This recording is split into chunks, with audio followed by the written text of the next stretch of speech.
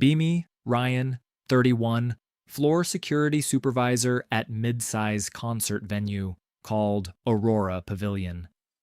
Place is big concrete shoebox near highway, 2,000 capacity, sticky floors, cheap neon, posters of bands that already broke up. Job is keeping drunk people from climbing speakers, catching crowd surfers before they snap necks, and guiding panicked teens to water. Crew is mix of ex-bouncers, wannabe musicians, and a few college kids who can deadlift more than their GPA. Old HR guy Frank mostly did schedules, wristband policies, and once a year, don't touch boobs, don't fight customers training.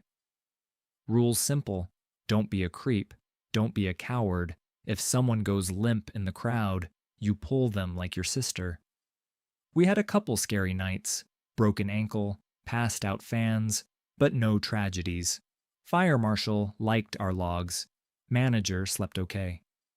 Summer calendar stacked. Pop tours, nostalgia rock, one EDM festival that smelled like cotton candy and battery acid.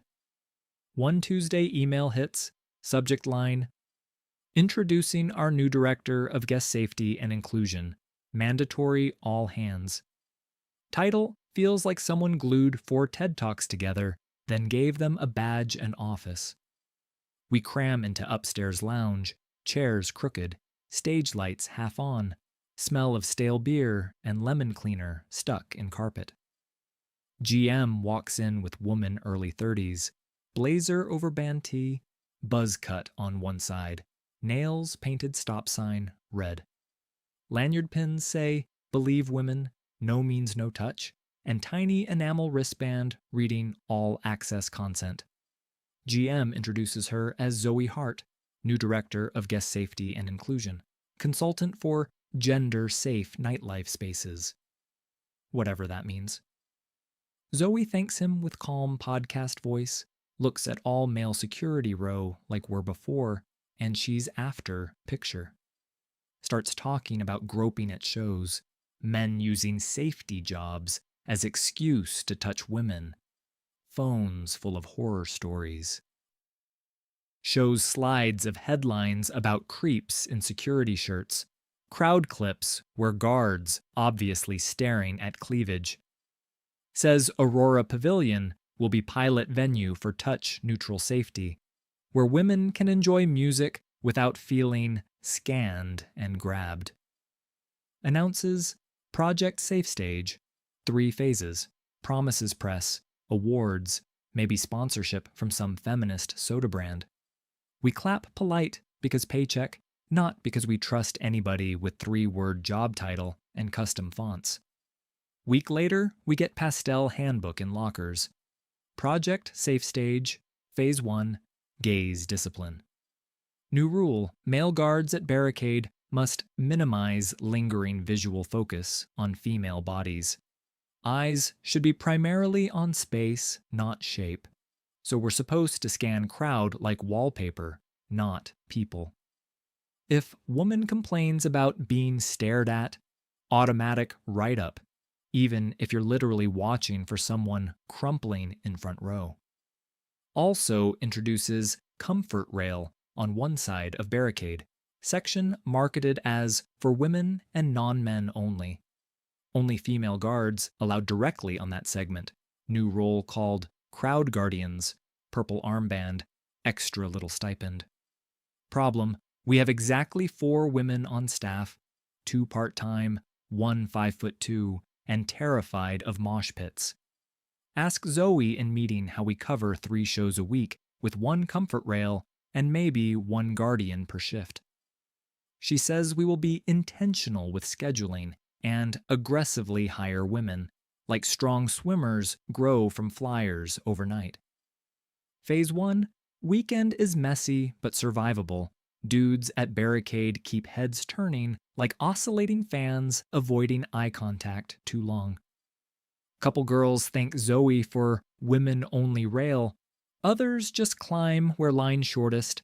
Drunk guys grumble about reverse discrimination over $9 beers. Week later, Phase 2 email arrives. Subject: hands off unless invited. Touch policy reset. Zoe bans male guards from physically lifting or pulling solo women from crowd without explicit verbal consent unless they are clearly unconscious. Wording includes phrase, even in perceived emergencies, default to verbal de-escalation and female intervention whenever possible. Male guards must signal distress to nearest crowd guardian over radio. Wait for her to initiate physical contact if woman is still moving. Old training where we hook arms under armpits and yank people over rail, now labeled inherently violating posture. There's cartoon diagram of good extraction, all done by smiling female guard with perfect form and no sweat. We test policy during midweek indie show, not too packed. Mostly sad jeans and tote bags. Girl front row gets lightheaded. We see her wobbling. Ryan Jr. reaches to help over rail. Remembers policy, yanks hand back like stove hot. Shouts for guardian over radio. She's stuck 3 fans away, talking to someone about lost phone. By time, she squeezes in girl already on her knees. We pull her out eventually. No concussion, just bruised ego and some tears, but response time way slower than before. Frank mutters to me in break room later that paperwork just got more important than ribs, then leaves early with headache. Phase 3 drops like bad pyrotechnic, memo titled, Building the Safe Pit, Men as Support Only. Zoe declares no male guard may stand between stage and barricade during shows headlined by women or girl-heavy crowds. That narrow strip, the kill zone where crowd surfers fly and bodies crash, now reserved for crowd guardians only. Men must stay on outside edges and at back of pit, new map with red X's showing where our presence might intimidate. We're supposed to pass water, shine flashlights, call over radio, but actual hands in crush zone must belong to women. Ask what happens when only guardian on shift needs bathroom, Zoe says. They'll coordinate breaks thoughtfully, like bladders care about schedules. Additionally, she bans men from patting down women at entry, even with back of hands and cameras watching. Says, if we can't staff, we delay doors. First big test comes faster than HR can laminate anything. Marketing announces 2 sold-out nights for Nova Sky, massive pop star with fan base made of glitter, eyeliner, and screaming teens. Nova's crew sends giant safety rider, page after page, about barricades, medics, no pyro near drapes, trauma from other venues screwing up. Zoe practically glows, says Project Safe Stage will be perfect match for Nova's feminist brand. Starts planning social media collab in her head. Week before show, we sit in long operations meeting.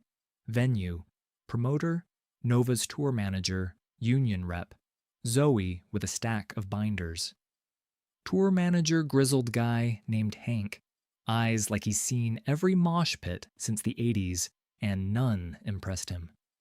Zoe presents slides about crowd guardians, comfort rail, hands-off policy. Hank squints like he's reading alien language.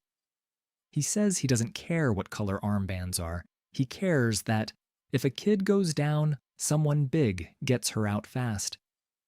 Zoe insists women can be strong. Nobody argues. But we point out we only have 3 female guards confirmed for that night. Hank says they usually ask for at least 8 bodies in front pit. Mixed gender fine, just competent and loud.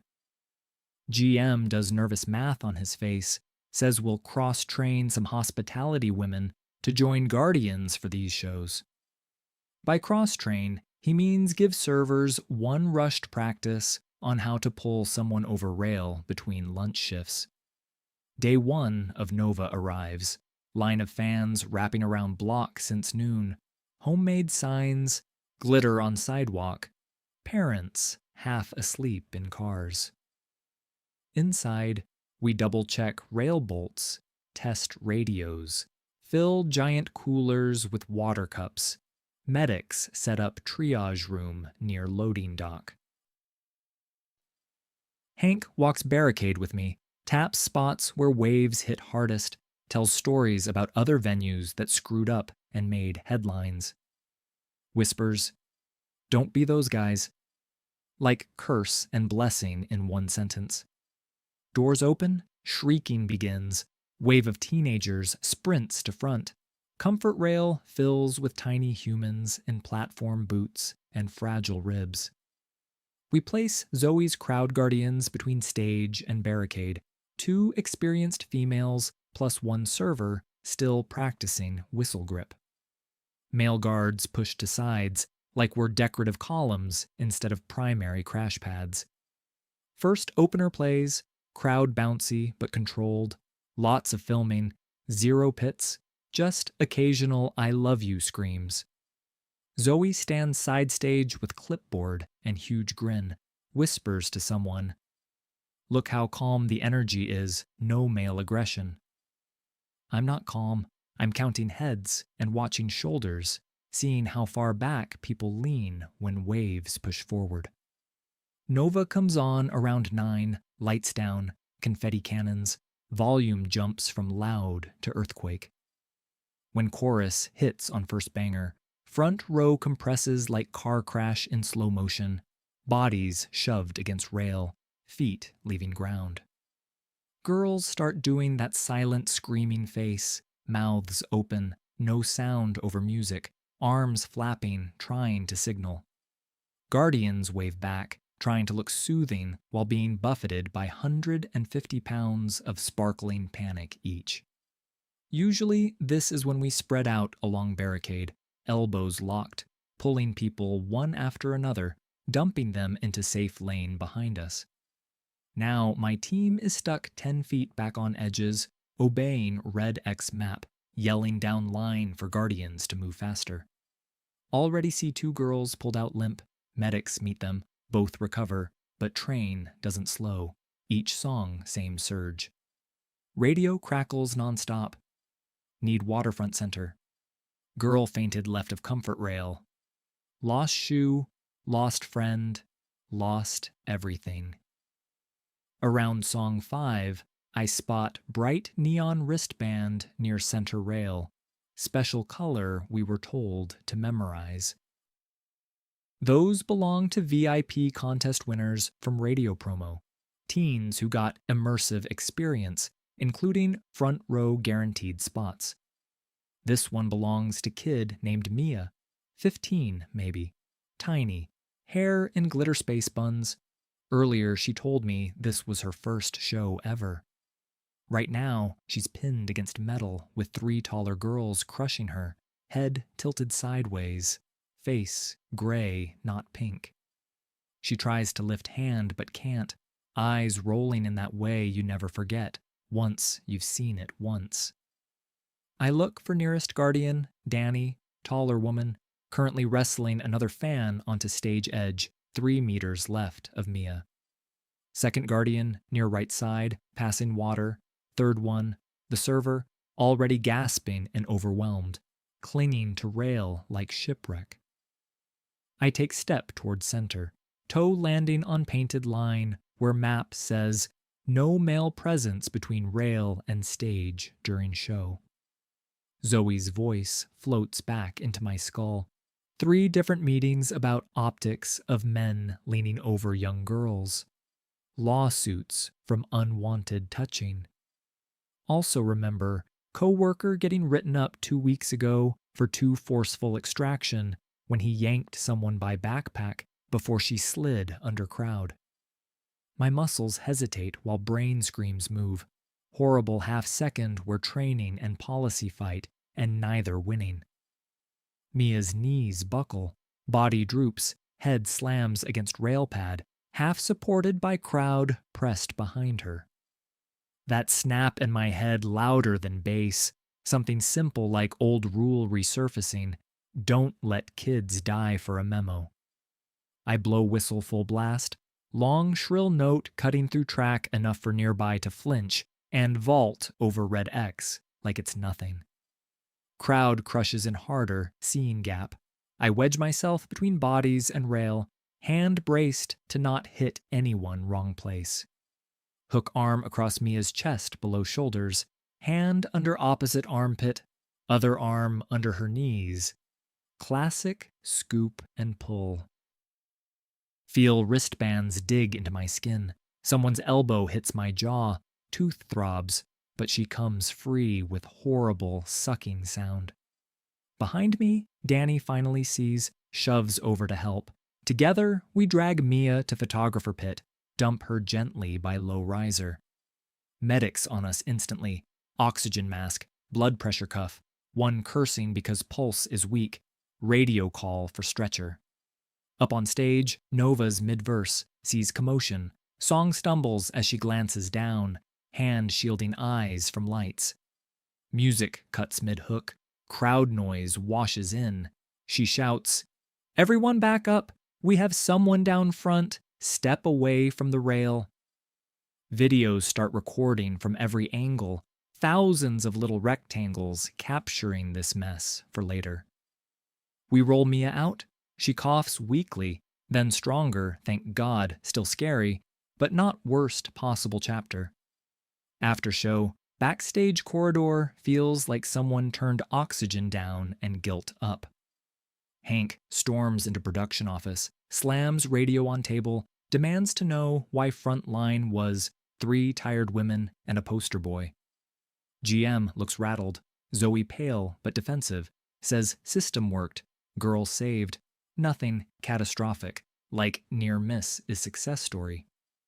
Hank pulls up her phase 3 map on phone, jabs finger at red X area where I jumped, says, "You're lucky this guy ignored you." Also pulls up clip from fan account already on social media. Caption, "Security just watched us get crushed until singer stopped show." Video angle makes it look like male guards on sides are statues while girls scream, because that's basically what we were. Next day, city safety inspector appears with notebook, insurer rep on speakerphone, promoter rep with legal attached like remora. We sit in conference room that smells like sweat and old pizza, projector showing still frames of crowd under bright, paused stage lights. Inspector asks about staffing numbers, gender breakdown, why female only pit if we clearly didn't have enough guardians to cover width. Zoe launches into speech about historical power imbalances and survivor-centered design, slides full of hashtags and quotes. Inspector lets her finish politely, then asks simple, boring question. Where in state event safety code does it say you can sideline trained staff over optics? Answer is nowhere, because rule lives only in her handbook and a couple Medium articles. Insurer rep asks if Nova's team approved these specific restrictions in writing. Hank says absolutely not. They were told, experienced frontline, standard mix. I'm asked to walk everyone through what I saw, from first wave to jump, voice weirdly steady while stomach does flips. Explain hesitation, red X, prior warnings about touching women, guardian shortage, everything, feel half traitor, half witness. Zoe tries to spin, says I misinterpreted guidelines, that I always had discretion in life-threatening cases. Inspector replays training video she recorded where she literally says, under no circumstances should male staff enter front pit during show. He pauses on my face in that video, at timestamp, where I raise hand to ask about unconscious fans, and she answers, "We trust women to lead those rescues." Room gets quiet in that sharp way that means someone's job is about to evaporate. Investor rep Same steel-haired woman from airport story articles probably, sighs and says, "This is pattern across venues lately." Tells GM they almost had the headline nobody walks away from, all because they prioritized image over boring old physics. That afternoon, internal email goes out. Template line. "We thank Zoe for her passion and wish her the best in future endeavors." No cake, no farewell drinks, just maintenance peeling, safe stage stickers off stairwells, and dumping purple armbands in cardboard box. Phase documents vanish from intranet overnight. Old training PDF reappears with new cover. Same content as 2 years ago. Bullets say, "If someone goes down, you get them out." Eyes on faces and hands. Safety beats optics every single time. We start recruiting more women again, this time measured by push-up count and first aid score, not ability to say lived experience in interview. Nova does second night only after extra medics and Hank's personal go-ahead. Show runs smoother, no crushes, just regular crying over encores. Couple weeks later, things feel almost normal, just stickier floors from more soda spills and maybe slightly more gray hair on my head. Scrolling phone on break one day, see Zoe's face in article shared by friend with caption, "Wow, brave." Headline reads, "I was fired for making concerts safer for women. How venues protect liabilities over bodies." She describes us as hostile male security culture, claims her program reduced groping by 50% before backlash. No mention of Mia passing out on rail, no mention of Hank or Inspector, or the part where Red X almost cost more than a job. Close article, stare at stage being set up for next band, some scruffy indie guys singing about heartbreak to maybe 400 people. Watch new trainee, young woman, practice hooking training dummy over rail with older guy spotting her, both sweating, both laughing. Their shirts say, "Event Safety Crew" in block letters, nothing about inclusion, everything implied by who's actually on the line. Maybe we're still idiots in black shirts doing crowd control for bands that will break up before winter. But at least next time, a kid's face goes gray in front row. I don't have to look at paint on floor before I move. Few nights later, I open anonymous board, see thread about woke venues messing up concerts. Fingers hover over reply box. Type, "Be me, security guy who watched HR try to ban men from grabbing drowning fans out of a sea of teenagers." Decide maybe the internet deserves at least one story where villain isn't patriarchy or feminism, just someone who forgot gravity isn't negotiable,